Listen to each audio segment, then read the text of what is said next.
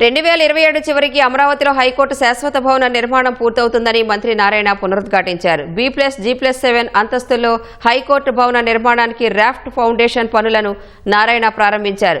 గుత్తేదారు సంస్థతో కలిసి పూజలు చేశారు. మొత్తం 52 కోర్టు హాల్స్తో నిర్మాణం జరుగుతోందని చెప్పారు. హైకోర్టు మొత్తం 21 లక్ష చదరపడగలు. మొత్తం B+G+7 floors, second floor, fourth floor, sixth floor ఇవి వచ్చి కోర్ట్స్ ఉంటాయి.